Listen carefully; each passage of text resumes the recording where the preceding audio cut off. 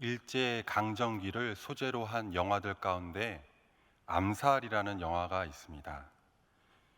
영화 암살에 출연한 배우 이정재 씨를 잘 아실 듯합니다. 그는 광복군 내에 배신자인 염석진 역으로 열연합니다. 배우 이정재 씨가 영화 암살과 관련해서 이런 인터뷰를 합니다. 영화 관상까지는 즐기면서 했습니다. 하지만 영화 암살에서의 염석진 역할은 정말 난감했습니다. 나라를 배신하는 인물은 정말 하고 싶지 않았습니다. 게다가 광복 70주년에 개봉한다고 하는데 왜 하필 제가 이 역할을 하는가 싶었습니다. 관객들의 시선도 부담되고 두려웠던 것도 사실입니다. 그런데 염석진의 마지막 대사 때문에 출연을 결심했습니다. 실컷 동료를 배반하고 사지에 몰고 동료를 죽이고 나라를 배신한 인물이 죽기 전에 하는 말이 이랬습니다. 몰랐으니까. 해방이 될 줄 몰랐으니까. 몰랐으니까 해방이 될 줄 몰랐으니까. 우리나라는 일제 1910년부터 1945년까지 약 36년간 강점당합니다. 수많은 민족 지도자들과 독립운동가들이 해방이 가까워져가는 1941년부터 1945년까지 변절합니다. 31년 동안 죽을 힘을 다해 최선을 다하다가 왜 광복을 앞둔 5년 전에 변절했을까요? 1941년이 갖는 의미가 있습니다. 1941년은 일본이 미국에게 선전포고를 하고 태평양 전쟁을 일으킨 해입니다. 아시아에 본격적으로 진출한 일본은 대동아 공영권이라는 목표를 내겁니다. 중국, 필리핀, 베트남, 라오스, 미얀마, 캄보디아 등을 점령했던 해가 바로 1941년입니다. 이런 상황 가운데 많은 수의 민족 지도자들과 독립운동가들이 이 1941년을 기점으로 변절합니다. 해방은 지식의 문제가 아닙니다. 실은 믿음의 문제였던 것입니다. 변절한 민족 지도자들과 독립운동가들이 믿지 못한 것이 무엇일까요? 바로 일본이 패망할 것과 조국이 해방될 것입니다. 아무리 싸워도 해방은 오지 않는구나. 일본은 절대로 망할 수 없는 나라야 하고 말입니다. 마치 영화 암살에서 염석진의 대사처럼 말입니다. 몰랐으니까, 해방이 될지 몰랐으니까. 하지만 5년도 채 되지 않아 일본은 망합니다. 1945년 8월 15일 제2차 세계대전 종식과 제국주의 일본의 패망으로 우리나라의 꿈에도 그리는 광복이 찾아옵니다. 세문안교회 100년사의 기록입니다. 해방 직전 세문안에는 몇 가지 변화가 있었다.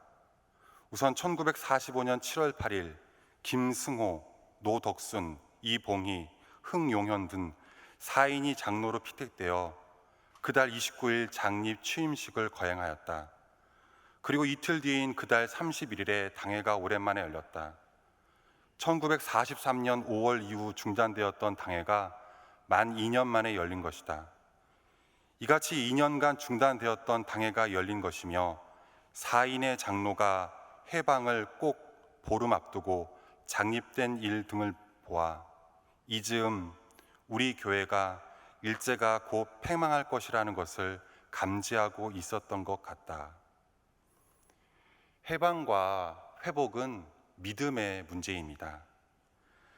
35년 동안 수많은 민족 지도자들과 독립운동가들이 하나님께 물었던 물음이 있습니다. 해방에 대한 물음입니다. 나라의 해방에 대한 물음입니다. 이는 오늘 본문 사도행전 1장 6절에도 나타나는 물음입니다.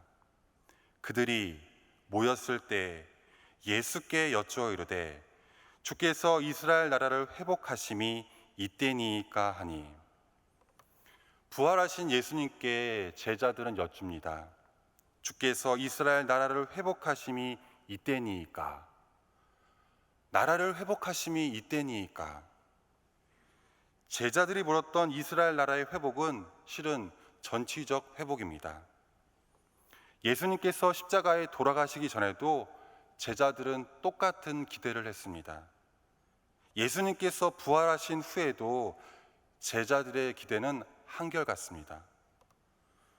죽음의 세력까지 정복하신 예수님이시라면 이분은 분명 로마 제국을 물리치는 것도 가능하실 것이다. 그래서 예수님께 여쭙니다. 나라를 회복하심이 이때니까. 제자들의 물음에 예수님께서는 이렇게 대답하십니다. 보면 사도행전 1장 7절입니다. 이르시되 때와 시기는 아버지께서 자기의 권한에 두셨으니 너희가 알 바 아니요. 예수님께서는 때와 시기는 너희가 알 바가 아니라고 딱 잘라 말씀하십니다. 하지만 이 말씀은 이런 의미는 아닙니다. 너희는 입 다물고 가만히 있어. 이런 뜻은 아닙니다. 중요한 말은 권한에 있습니다. 권한. 때와 시기는 아버지께서 자기의 권한에 두셨으니, 여기서 권한은 하나님의 통치를 의미합니다. 하나님의 통치가 임하는 나라, 그 나라가 바로 하나님의 나라입니다. 하나님의 나라는 정치, 군사, 사회적으로 이루어지는 그런 힘으로 이루어지는 나라, 그런 인간의 나라가 아닙니다. 오직 삼위일체 하나님께서 이루시는 하나님의 통치가 이루어지는 나라, 그 나라가 바로 하나님의 나라입니다. 우리가, 교회가 바라보는, 아니 바라봐야만 한 나라, 하나님의 나라입니다. 가장 위험한 기도, 주기도라는 책이 있습니다. 이 책에 나오는 한 구절입니다. 당신의 나라가 임하시옵소서, Thy kingdom come. 이 기도를 뒤집으면 내 나라가 끝나게 하옵소서, My kingdom come 라는 기도가 됩니다. 주기도에서 당신의 나라가 오게 하시며 라는 기도는 내 나라가 끝나게 하옵소서라는 기도입니다. 하나님의 나라는 내 나라가 끝나는 그 자리에 임하는 나라입니다.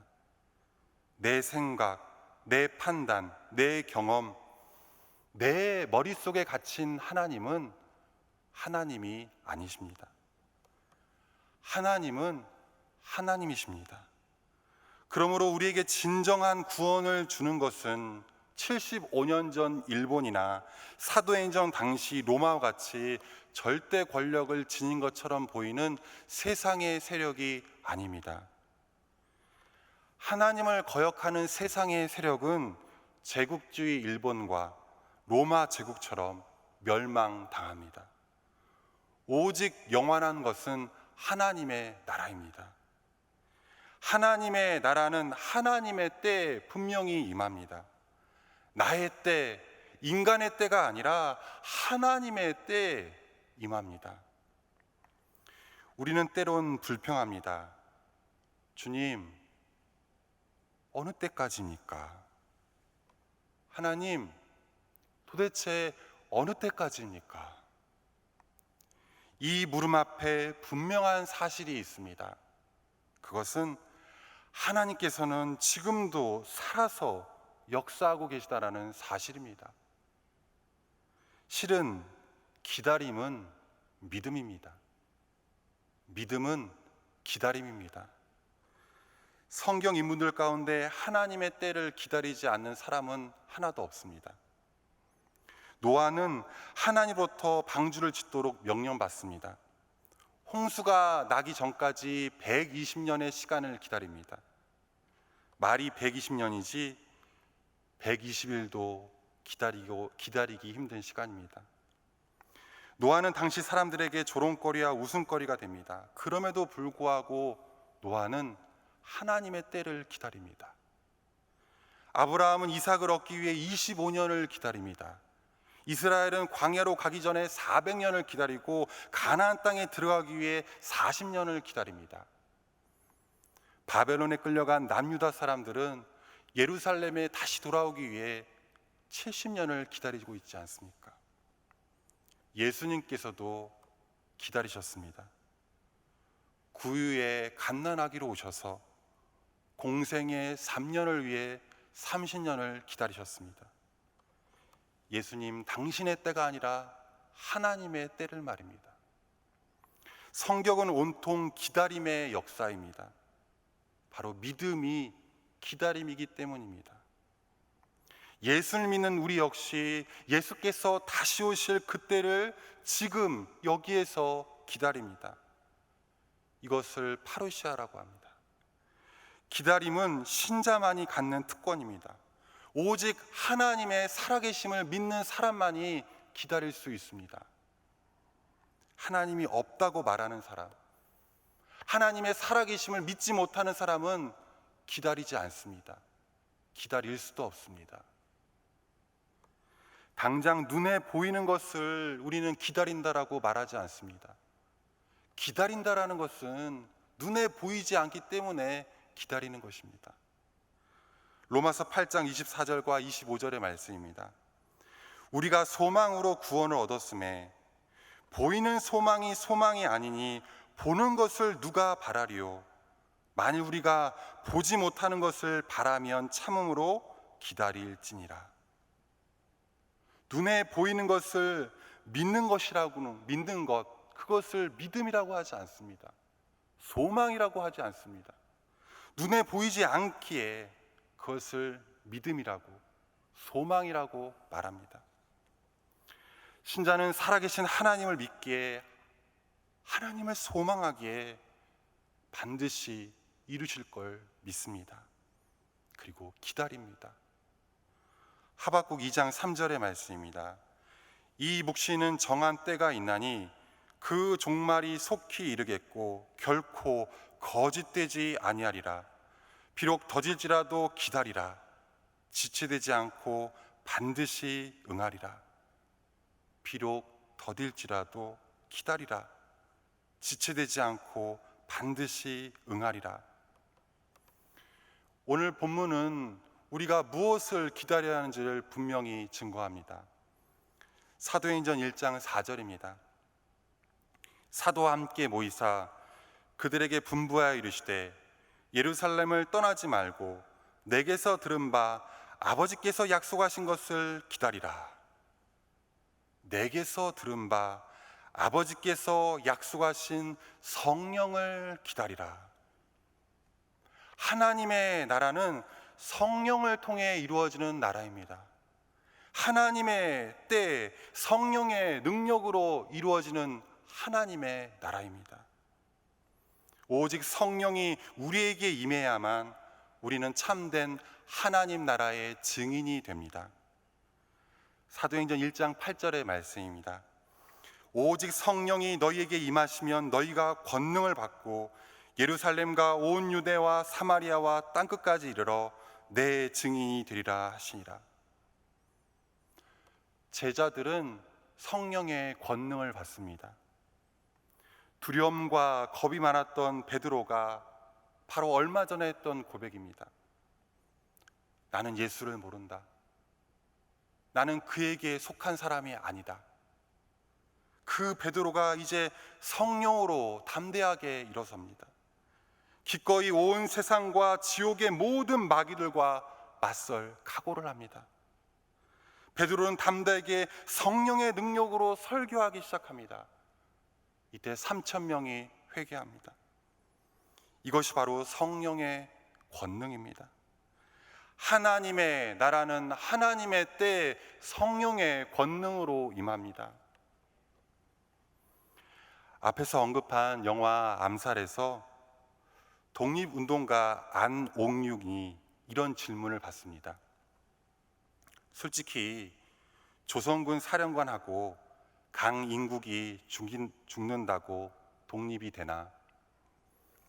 조선군 사령관은 일본 고급 장교를 가리킵니다. 그리고 강인국은 민족의 피를 빨아먹는 친일파입니다. 고작 두 사람을 죽인다고 독립이 되겠느냐는 자조 섞인 물음입니다.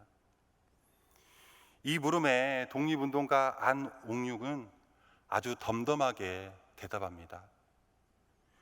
우리 만주에선 지붕에서 물이 새거나 벽이 부서져도 고치지 않았어. 곧 독립이 되면 고향으로 돌아갈 텐데 뭐하러 고치겠어? 둘을 죽인다고 독립이 되냐고? 모르지. 그치만 알려줘야지. 우리 계속 싸우고 있다고. 그치만 알려줘야지. 우리 계속 싸우고 있다고. 이것이 바로 믿음입니다. 중요한 것은 지금 내가 여기에서 믿음으로 선한 싸움을 하느냐에 있습니다. 복음을 영화롭게 하라라는 책에 나온 내용입니다. 우리나라 일제강점기, 일본 천황에게 경배하라는 사회적 압박이 심했다. 아, 누가 미쳤다고 천황에게 절을 하나? 천황이 무슨 신인가? 하나님만 살아계시지. 그런데 마음은 안 그렇지만 형편이 이런데 어쩌겠어.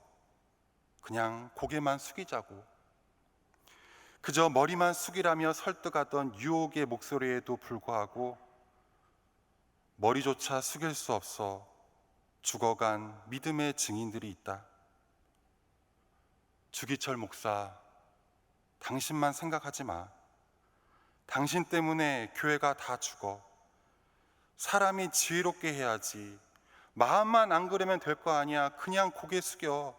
잘난 척 하지 말고 고개 숙이라고. 당신만 믿음 있어? 나도 믿음 있다고. 주기철, 당신 교만한 사람이야. 고개 숙인다고 마음도 숙이나? 어쩔 수 없는 거지. 이것이 우리 한국교회가 겪었던 일이다. 이렇게 말하면서 신사참배에 앞장서신 분들은 그때도 잘 사셨고 이후에도 잘 살아남아서 모든 혜택도 누리다 가셨다. 그런데 난 마음으로는 안 그런데 그냥 고개만 숙이자라고 하는 거에 대해서 어떻게 생각하는가?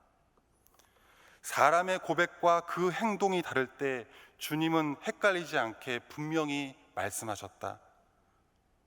누구든지 사람들 앞에서 나를 시인하면 인자도 하나님의 사자들 앞에서 그를 시인할 것이요, 사람들 앞에서 나를 부인하면 하나님의 사자들 앞에서 부인당하리라.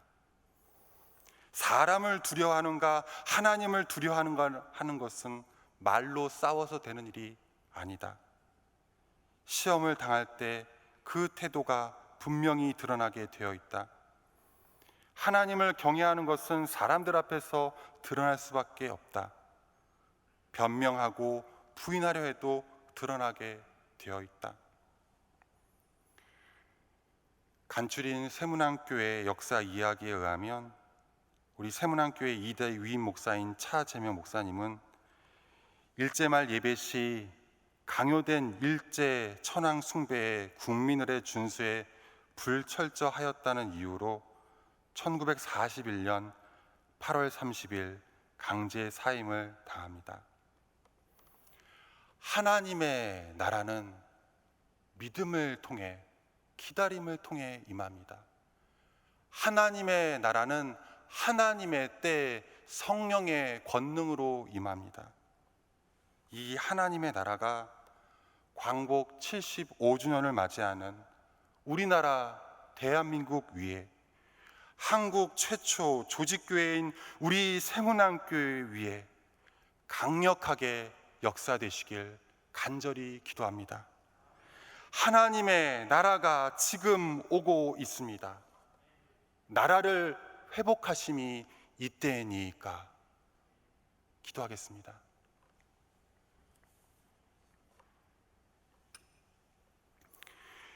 광복 75주년을 맞게 하신 영광의 하나님, 이 시간 여기에서 하나님의 나라를 기다립니다. 믿음으로 하나님의 때를 기다립니다. 코로나19와 수해로 혼란스러운 온 나라 가운데 회복과 평안을 허락하여 주시옵소서. 나라의 위정자들이 하나님만을 경외하게 하시고 국민을 섬기게 하옵소서. 코로나19보다 더 무서운 물질 만능주의와 성적 타락의 거센 물결 앞에 복음의 순결함을 지켜내는 한국 교회가 되게 하여 주시옵소서. 남과 북으로 나뉜 이 나라가 복음으로 하나가 되게 하시고 성령의 권능이 흘러넘치는 하나님의 나라가 되게 하여 주시옵소서. 예수 그리스도의 이름으로 기도드립니다. 아멘.